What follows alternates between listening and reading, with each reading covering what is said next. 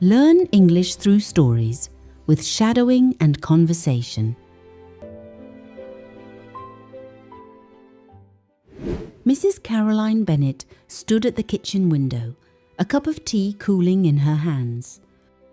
Her husband, Thomas, had been working in Manchester for 3 months. The money he sent helped, but the roof still leaked when it rained, and the garden wall was beginning to crumble.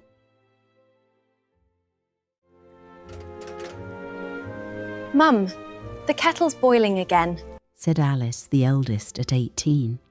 Practical and neat, she always noticed the small things. She moved the kettle off the heat and gave her mother a quick smile. Everything all right? Of course, love. Just thinking about the garden, it looks so pretty, but the fence... We'll manage, Alice said firmly, though she felt the same worry.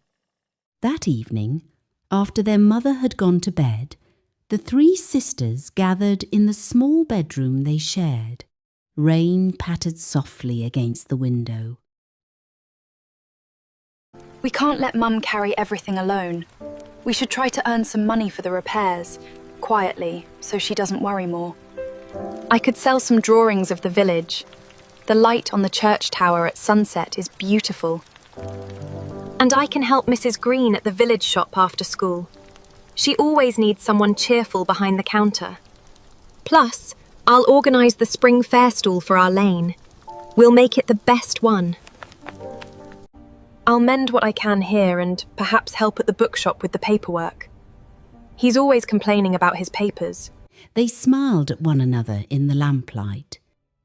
For a moment, the old house felt warmer. The next Saturday was bright but breezy. The sisters worked together in the garden. Alice tied back the climbing roses with careful hands. Isabel sat on an old blanket, painting the flowers in watercolours. Rosie sang silly songs while she pulled up weeds.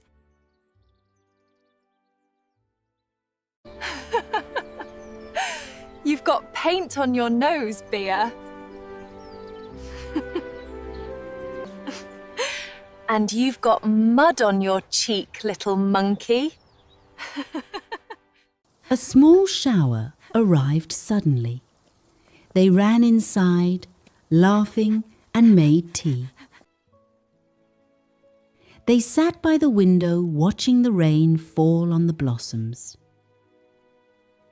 Mum would love new curtains for the parlour, but we must be patient. Later that afternoon they walked through the village. The cobbled street was wet and shiny.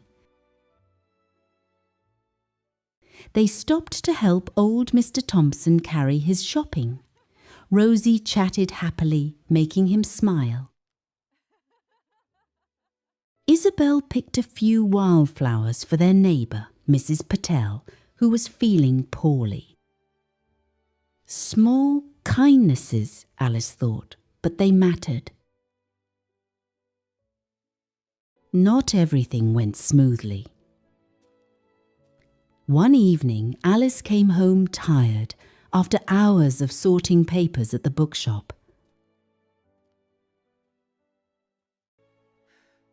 She found Isabel crying softly in the garden because her best painting had smudged in the rain. Oh, sorry. I wanted to help, but everything I do is too slow or not good enough.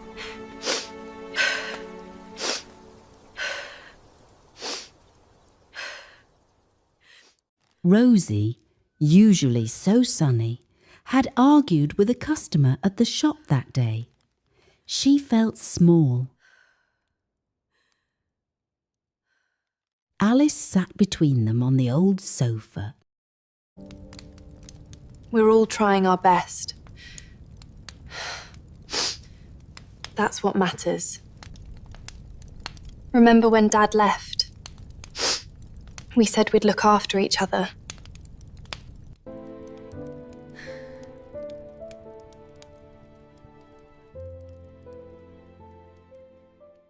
They talked late into the night, sharing their fears about the future of the house and missing their father. Isabel read a short story she had written about 3 sisters and a magical garden. Not magic, really, just love. They laughed and cried a little, then fell asleep together closer than before. The village spring fair arrived on a perfect May afternoon. Warm golden light bathed the green.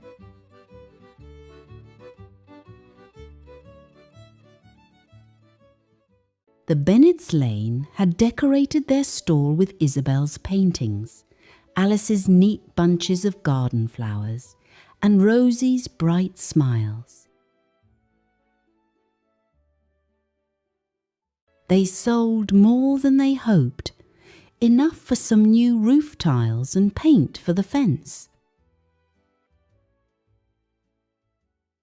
That evening, as the sun set behind the hills, the family sat in the garden with fresh cups of tea. Caroline looked around at her daughters, her eyes shining. I don't know how you managed it, my loves, but the house already feels ever so much happier. Alice smiled quietly. Isabel leaned against her mother's shoulder. Rosie squeezed everyone's hands. A letter had arrived from their father that morning. He was coming home in 2 weeks. The girls had written back together, describing the spring blossoms, the village walks, and how they were looking after one another. As the sky turned pink and orange, a soft breeze moved through the garden. The old house stood solid behind them, a little worn but full of life. The sisters knew there would be more challenges, but they also knew they would face them side by side. In Meadowford, under the gentle spring sky, everything felt possible again.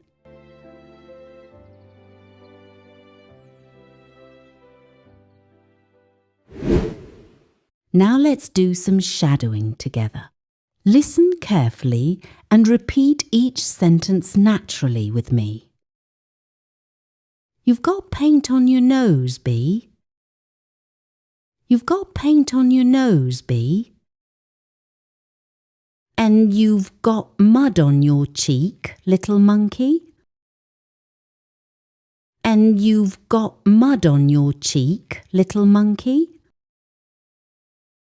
We said we'd look after each other.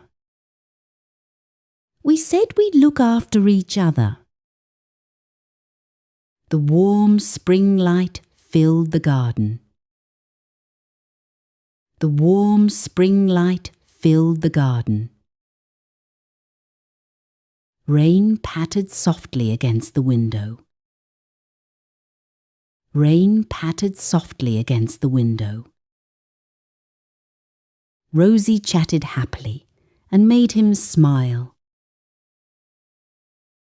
Rosie chatted happily and made him smile.